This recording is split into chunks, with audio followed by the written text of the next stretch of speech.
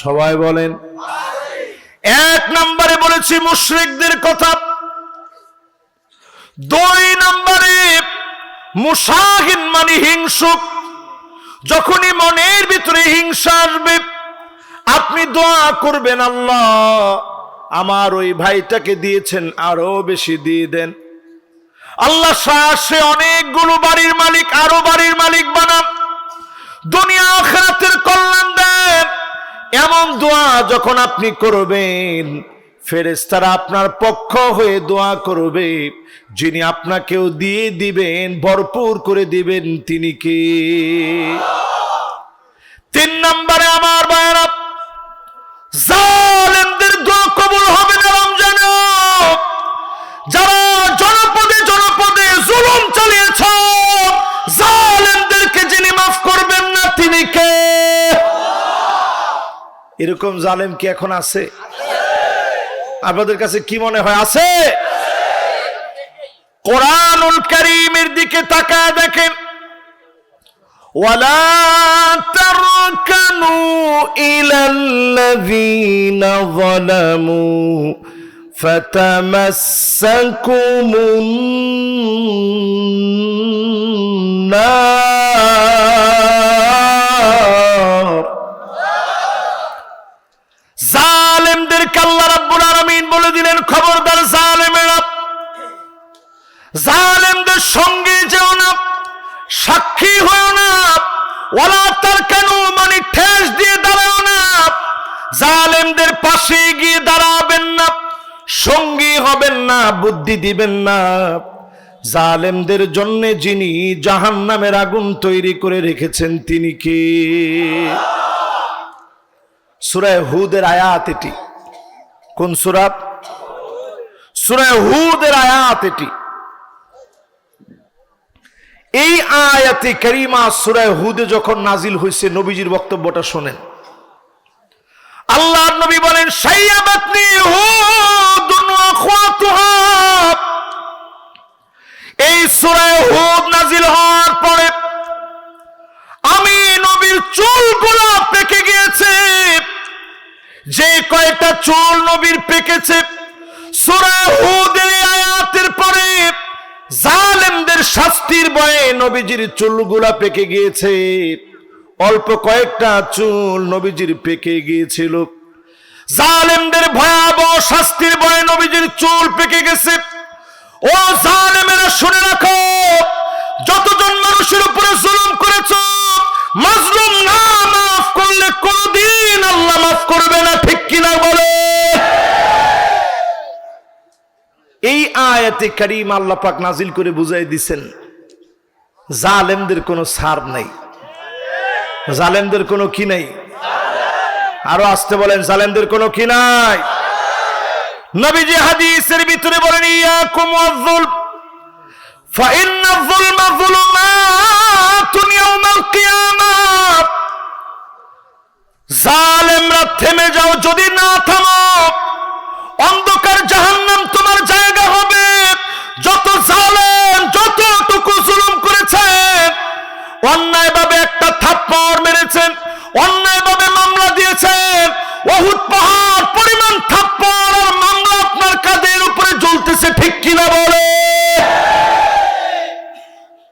3 number guess. এবার কয় number? সবাই বলা লাগবে, কয় নাম্বার? 1 নাম্বারটা কি? মুশরিক। 2 নাম্বার হিংসুক যারা। 3 নাম্বার বুঝি নাই, জালেম। কোন জালিম? আরো জোরে কোন জালেম? এবার কয় নাম্বার? 4 নাম্বারে আমার ভাইরা, মুদমিনুল খামর। যেই লোকটা মদ পান করবে, প্রতিনিয়ত মদ খাবে, রমজান মাস আসবে তখনও মদ ছাড়ে নাই, সন্ধ্যার সময় গিয়া মদ খায়, রোজা রাখে শুধু মানুষকে দেখানোর জন্য, অথবা পারিপার্শ্বিক চাপে রোজা রাখে, অথবা মনে করে টক্সিন গুলো বের হয়ে যাবে, সত্যিকারে তাকওয়ার জন্য রোজা রাখে নাই, এমন মদখোরের গুনাহ যিনি মাফ করবেন না তিনি কি? কটা গেছে ভাই?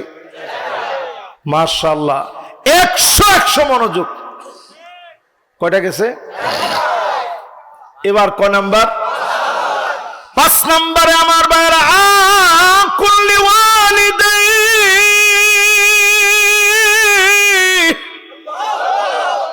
পিতামাতার সঙ্গে খারাপ ব্যবহার যারা করলেন, ধমক মেরে যারা কথা বললেন, পিতা মাতার সঙ্গে যারা বেয়াদবি করলেন, মাকে যে গালি দিলেন, বাপকে যে গালি দিলেন, মা বাবার সঙ্গে খারাপ ব্যবহার করলেন, এমন সন্তানের গুনাহ যিনি মাফ করবে না তিনি কে? ও যুবকেরা, এই মাহফিল থেকে খেয়াল করে শোনো, মেয়ে আগুনের ভিতরে পড়ে গেছে, কথা নাই, মেয়ে আগুনের ভিতরে পড়ে গেছে, বেইলি রোডের ভিতরে আগুনের ভিতরে মেয়ে পড়ে গেছে। লামিসা ইসলাম নামে বুয়েটে পড়া মেয়ে বন্ধুদের সঙ্গে খেতে গিয়েছে, বাপকে ওই জায়গা থেকে ফোন দিয়েছে, আব্বা আমি আগুনের ভিতরে পড়ে গেছি। বাপ ওইখান থেকে বলতেছে, মা তুমি উপরের দিকে ওঠো। সিঁড়ি বেয়ে 1 তলা 2 তলা 3 তলা 4 তলায় উঠেছে, ধোঁয়ায় ধোঁয়ায় আগুনের কারণে কণ্ঠনালী পড়ে গেছে, আর মেয়েটা বাঁচতে পারে নাই। বাবার কি পরিমাণ আর্তনাদ, তাকায় দেখেন, এত শিক্ষিত করার পরেও মেয়েকে হারায়া বাপ কাঁদতেছে, মেয়ের জন্য বাপ পাগলের মতো হয়ে গেছে। বৃষ্টি নামের আরেকটা মেয়ে অবিশ্রুতি শাস্ত্রী, নিজের নাম পর্যন্ত প্রেমের কারণে পরিবর্তন করেছে, ধর্ম পরিবর্তন করে ফেলেছে। তারপরেও মা কেঁদে কেঁদে বলতেছে, এটা তো আমার কলিজার টুকরা মেয়ে, আমার মেয়েরে যেমনে হোক আমার কলিজার মধ্যে ফিরে দে। বাপ লাশ নেওয়ার জন্য চলে আসছে, টাকা পয়সা নেওয়ার জন্য না, লাশ নেওয়ার জন্য বাপ যুদ্ধ করতেছে, আমার মেয়েকে আমার কাছে ফিরে দেন। কিছুদিন আগে গত বছরে জালকাঠিতে লঞ্চের ভিতরে আগুন ধরে গেছে, কুয়াকাটা যাওয়ার পথে দাও দাও করে লঞ্চের ভিতরে আগুন ধরে গেছে। এমন মা পাওয়া গেছে, বাপের হাতে সন্তানদেরকে উঠায় দিয়ে বলেছে, প্রাণের স্বামী জীবনে আর কোনো দিন দেখা হবে না। আমি তো সাঁতার জানি না, সন্তানকে নিয়ে আপনি ঝাঁপা পড়েন। সন্তানদেরকে আদর করে বলেছে, বাপরে আর কোনোদিন দেখা হবে না, আল্লাহর জান্নাতে হয়তো দেখা হবে, জীবনে আর কোনো দিন যদি দেখা না হয়, মায়েরে মাফ করে দিও, মায়েরে ক্ষমা করে দিও, মনে কোনো কষ্ট রেখো না। এই বলে মা সন্তানদেরকে বিদায় দিয়েছে, স্বামী সন্তানদেরকে নিয়ে ঝাঁপ মেরেছে পানির ভিতরে।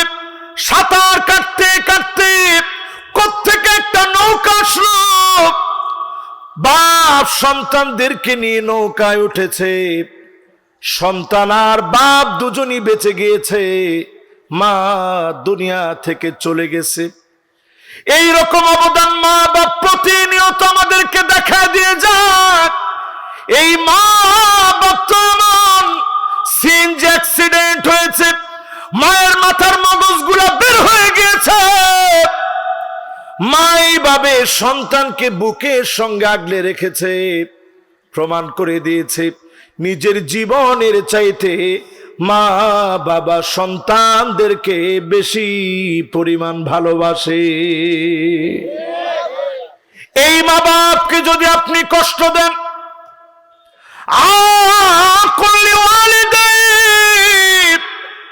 কদরের রাত আসবে, রমজান চলে যাবে, বরকতের রাত গুলা পাবেন। মা বাপ যদি রাগান্বিত থাকে, কষ্ট পেয়ে যায়, আপনি লিখে রাখেন যিনি মাফ করবে না তিনি কে? অনেক বড় বড় ব্যক্তি মাঝে মাঝে আমাদের কাছে আসে, এসে বলে হুজুর সন্তান আদি হয় না। আমি তখনই জিজ্ঞাসা করি, আমার তখনই মনটার ভিতরে সাত করে উঠে। আমি জিজ্ঞাসা করি আপনার মা বাবা কোথায়? বলে হুজুর মা বাপ তো দেশে থাকে। আপনি কই থাকেন? হুজুর আমি তো ঢাকায় থাকি। সঙ্গে সঙ্গে আমার মনে হয়ে যায়, ছোট্ট একটা পেটের ভিতরে মা ঠিকই জায়গা দিল, বড় একটা ফ্ল্যাট হয়েছে, মাকে জায়গা দিতে পারেন নাই, বাপরে একটু থাকার জায়গা দিতে পারেন নাই। আপনি বড় কপাল পোড়া, আপনি বড় হতভাগা। কপালকে যদি খুলতে চান, মা বাপের কাছ থেকে দোয়া নেন। সামান্য আছে, অল্প দি মা বাপের কাছ থেকে দোয়া নেন, যিনি আপনাকে আমাকে দিনের জন্য দুনিয়ার জন্য কবুল করবেন তিনি কে? এবার পড়াটা একটু নেই, বলেন তো দেখি 5 শ্রেণীর মানুষের দোয়া কবুল হবে না। 1 নাম্বার কে? লিল্লাহে তাকবীর। খালি ওয়াজ কিন্তু শুনলে হবে না, মুখস্থ রাখা লাগবে। 1 নাম্বার কি? 2 নাম্বার আছে আছে আপনাদের মধ্যে হিংসা? আরে আছে মানে নিরপরাধ লোকের নামে 15-20টা করে যারা মামলা দেয় তারা জালেম এবং হিংসক, ঠিক কিনা বলে? হুজুর 15-20টার উপরে কই যাব কম? আসলে কি 15-20টার উপরে? তাহলে চিন্তা করেন ওই লোকের ইবাদত বন্দেগী কি আসলে কবুল হবে? এবার আসেন আমার ভাইয়েরা 3 নাম্বার, 4 নাম্বার মদখোর। মদখোর 4 নাম্বার কি? এবার 5 নাম্বার মা বাপরে কষ্ট দিবেন? বলেন দিবেন? এখানে যারা বসা আছেন, এখানে যারা বসা আছেন, এই যে একজন বলছে নাই হুজুর নাই, এই লোকটা বুঝে যে মা বাপ কি জিনিস। আমরা যখন মা বাপ হইছি, নিজেরা বাপ হইছি, আমার স্ত্রীরে দেখি অসুস্থ হইলে পরে পেরেশান হয়ে যায়। আমি নিজে পেরেশান হয়ে যাই আমার সন্তানের জন্য। 4 দিন 5 দিন পরে পরে যখন মাহফিল থেকে যাই, আমার বাসা 5 তলাতে, নিচতলাতে গিয়ে যখন শুধু হর্নটা দেই, বিশ্বাস করেন আমার আব্বা তড়িঘড়ি করে এসে দরজাটা খুলে দেয়। আমি প্রায় সময় বলি, আব্বা আপনি কষ্ট করে কেন উঠলেন, চাবি তো আস। বলতেছে বাজান তোরে দেখলে আমার বড় ভালো লাগে, যতদিন বাপ আছি ততদিনই তো বাপ তোরে দেখে উঠে আসবে। এই যে আমি জামাটা পরে আছি, আমার আব্বা ইস্তারি দিতে নিয়ে যায়, মাদ্রাসায় যখন বের হয় সুন্দর করে প্যাকেটের ভিতরে ভরে নিয়ে যায়। আমি কয়েকদিন বলছি আব্বা আমার কাছে খুব লজ্জা লাগে, মানুষ মনে করবে যে লোকটা ওয়াজ করে, তার আব্বা কেন এনে পাঞ্জাবি দিবে, দোকানদারও তো খারাপ মনে করবে। বাজান এই পাঞ্জাবিটা যখন পরবি তখন মনে হবে যে বাপ তোরে কত ভালোবাসে। এই মহব্বত বাপের মনে বাজার করতে এখনো পর্যন্ত বাপ আমারে দেয় না, নিজে বাজার করে আনে, কাপড়টা বাপ ইস্তারি দিয়ে আনে। সন্তানদেরকে বাপ এত ভালোবাসে, যেই সন্তানদের জন্য বাপ এত করে, মা এত করে, সেই মা বাপকে যদি আপনি কষ্ট দেন, যিনি আপনাকে মাফ করে না তিনি কে? রিদা রাব্বি রিদা ওয়ালিদিন। মা বাপ খুশি তো আমার আল্লাহ খুশি। মা বাপ যদি বেজার হয়ে যান, যিনি বেজার হয়ে যাবেন তিনি কে? এবার আসেন আমার ভাইয়েরা, ইমানটারে একটু ঠিক করে নেই। আল্লাহর নিদর্শন বোঝার জন্য ইমান ঠিক করা লাগবে।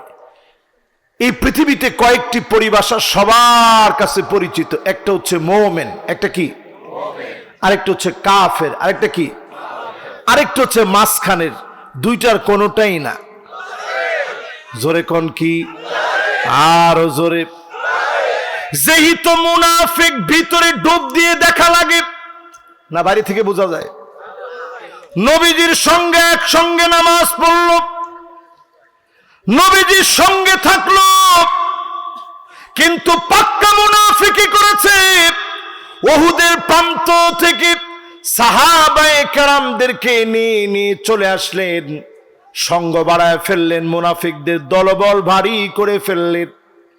তার মানে বোঝা যায় মুনাফিকদেরকে চিনা লাগবে। আমার ভিতরে যদি মুনাফিকি থাকে আজ থেকে ছেড়ে দেওয়া লাগবে, ঠিক কিনা বলে? ছাড়তে রাজি আছেন ইনশাল্লাহ? কয়েকটা আলামত বলবো, এটা আবার আমি একটু পরে জিজ্ঞাসা করব। কষ্ট হয়ে যাচ্ছে মনে হয় খুব আপনাদের। আর আধাটা ঘন্টা একটা ভাই যাচ্ছে, উনি যদি খালি বসে পড়ে, মাশাআল্লাহ, একজন টান মেরেছে অলরেডি। বাবাজি মাশাআল্লাহ, যেরকম ভাবে হেঁটে যাচ্ছে বীরের মতো। এবার আপনারা আছেন তো ইনশাল্লাহ? জোরে একটা তাকবীর দেন তো, লিল্লাহে তাকবীর, লিল্লাহে তাকবীর। এবার আমার দিকে তাকায় সবাই মনোযোগ সহকারে শোনেন। মুনাফিকের আজকে একটা দুইটা না, 13টা বিষয় নিয়ে আজকে আমরা কথা বলবো ইনশাল্লাহ। বলেন কয়টা বিষয়? সবাই বলেন কয়টা? আল্লাহ রাব্বুল আলামিন মুনাফিকদের ব্যাপারে পরিষ্কার করে দিলেন। আপনি এটা মনে করবেন না এটা বোঝার দরকার আমার কেন আছে। আমি তো 5 ওয়াক্ত নামাজ সামনের কাতারে গিয়ে পড়ি, এরকম কিছু লোক আছে না? হুজুর মুনাফিকের ওয়াজ আমার দরকার নেই, আমার চাইতে বড় ইমানদার এই এলাকার মধ্যে আর একজনও নাই। আপনি জেনে রাখেন আপনার ভিতরেই মুনাফিকি থাকতে পারে। আল্লাহর নবীর সাহাবীদের ভিতরে একজন আর দুইজন না। ইবনু আবি মুলাইকা রাহিমাহুল্লাহ বলেন, আদরাকতু 30 মিন আসহাবিন নবী সাল্লাল্লাহু আলাইহি ওয়াসাল্লাম। আল্লাহর নবীর 30 জন সাহাবী এমন আমি পেয়েছি, কুল্লুহুম ইয়াখাফুন নিফাক আলা নাফসিহি, প্রত্যেকে মনে করত আমি না জানি মুনাফিক হয়ে গেছি। নিজেদের ভিতরে মুনাফিকি ঢুকে গেছে কিনা চিন্তা করত। ওমরের মতো সাহাবী, ওনার মন যেমন চেয়েছে আল্লাহ পাক ওইভাবে কোরআনের মধ্যে বিধান নাজিল করে দিয়েছেন। এমন ওমর সাহাবী হুযায়ফাকে ডেকে বলেন, হুযায়ফা রে, আমার নাম কি ওই লিস্টের ভিতরে আছে?